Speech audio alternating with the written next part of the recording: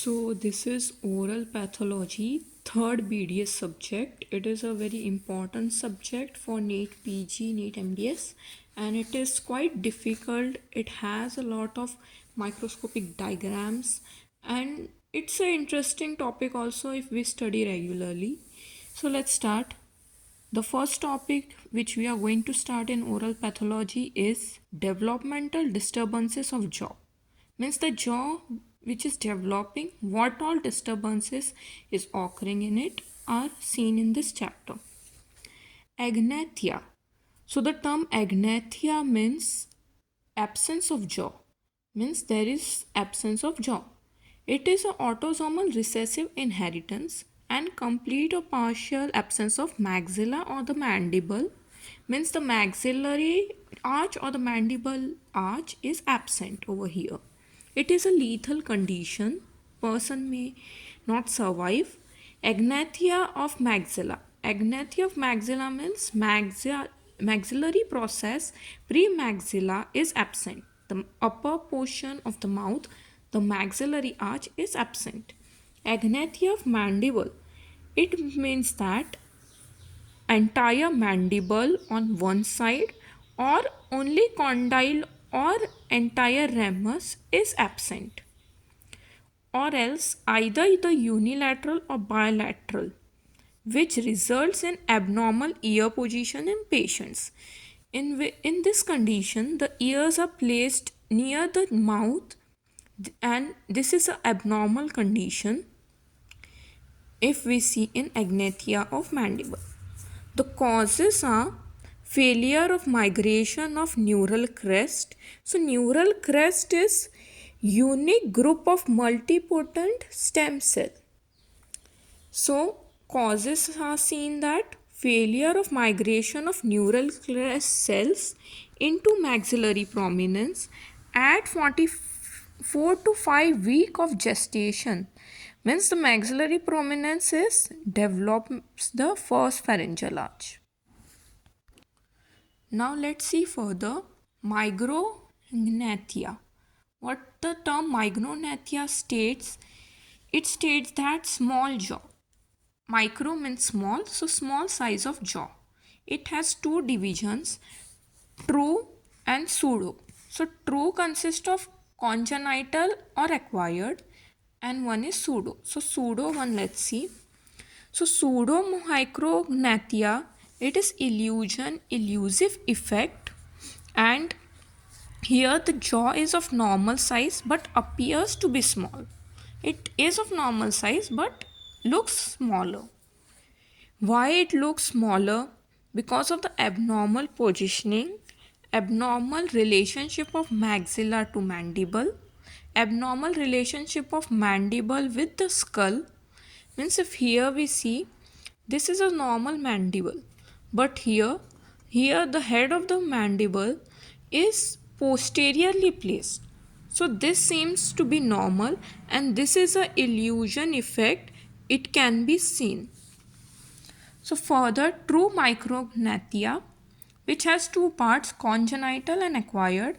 So in the congenital part, etiology is unknown. Hereditary pattern of inheritance is seen. Further,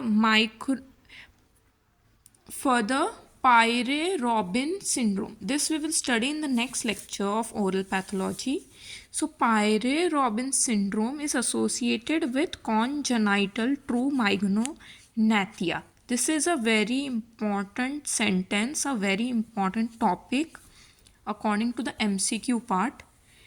Acquired true micrognathia is postnatal. After the birth, its origin is taken place, and it causes trauma, infection, ankylosis to the TMJ area, to the temporomandibular joint area.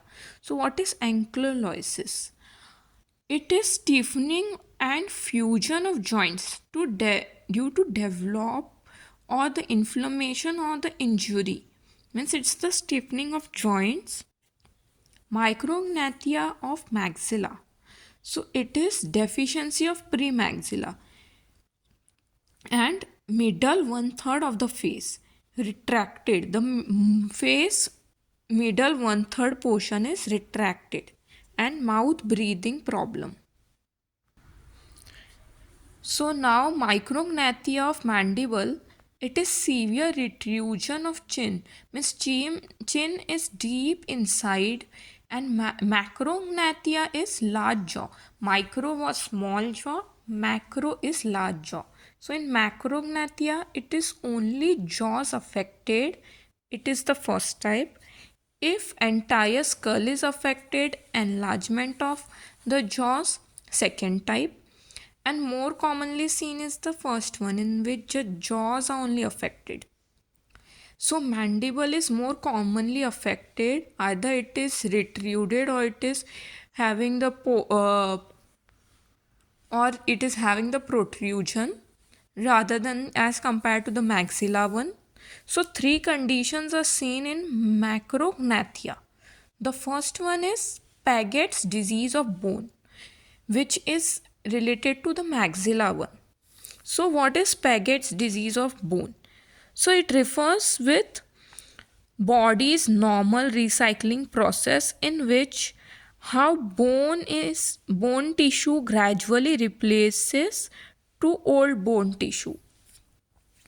Further, acromegaly, which is very common, rare hormonal disorder caused by pituitary gland. It involves the mandible.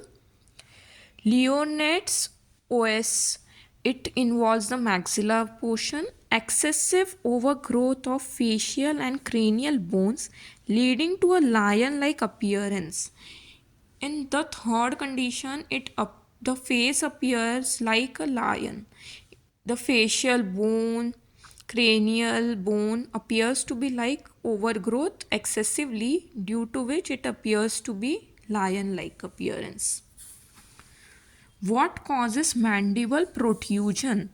So when the maxilla is smaller than the mandible, or the maxilla is small and the mandible is of normal size, because of which it gives the illusion that mandible is protruding or the mandibular prognathia is taking place. When the mandible is of larger size and maxilla is of normal or the small size, here mandibular protrusion really occurs when the mandible is larger than the maxilla.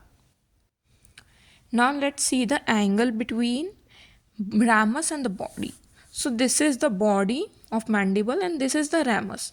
So this is the normal condition, and in this portion the body is enlarged.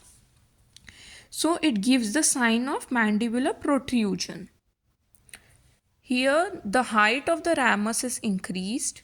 So this also causes mandibular protrusion. Condylar growth is the one in which the condyle is larger as compared to the ramus of mandible, due to which mandibular protrusion occurs. Sixth is anterior positioning of glenoid fossa. The glenoid fossa, which is abnormally placed, so it causes mandibular protrusion. Now the seventh point is when the maxilla is of small size and mandible is of the normal size, it also causes mandibular protrusion. Posterior positioning of maxilla in relation to cranium.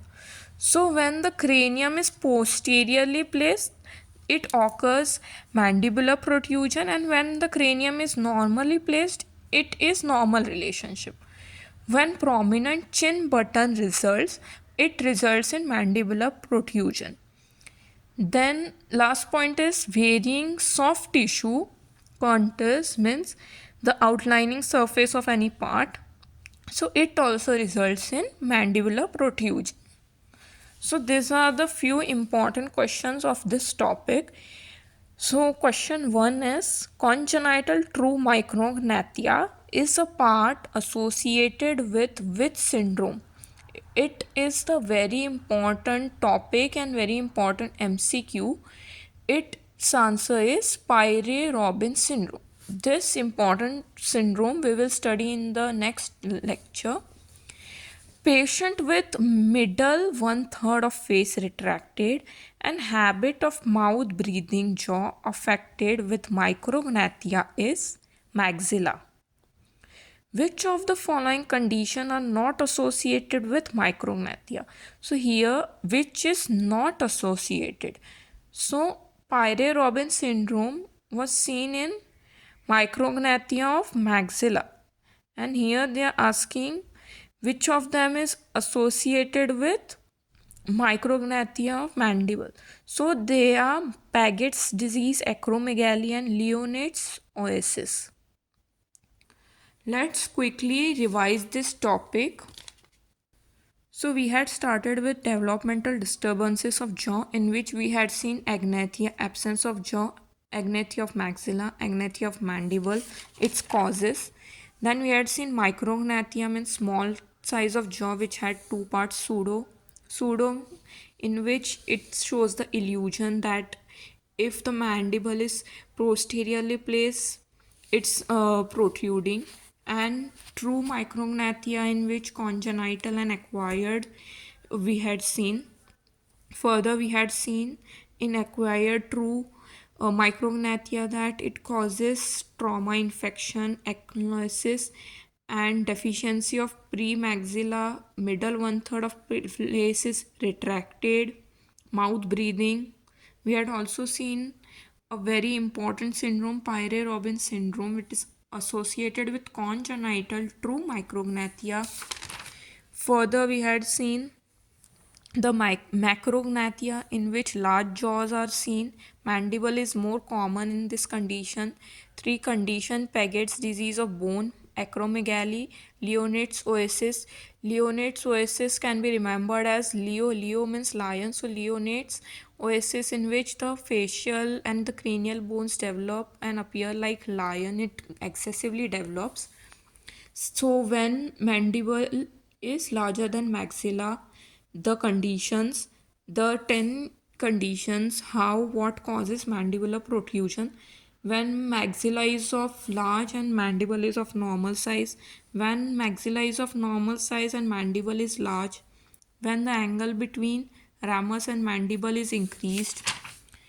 When ramus height is more, when condylar growth is more, when abnormal positioning of glenoid fossa, when maxilla is of small size and mandible is of normal size, posterior positioning of the cranium, then prominent chin button and varying soft tissue. So this is all about the first chapter of oral pathology, developmental disturbances of jaw. If you all have any doubt, you all can comment, like, share and subscribe. Thank you.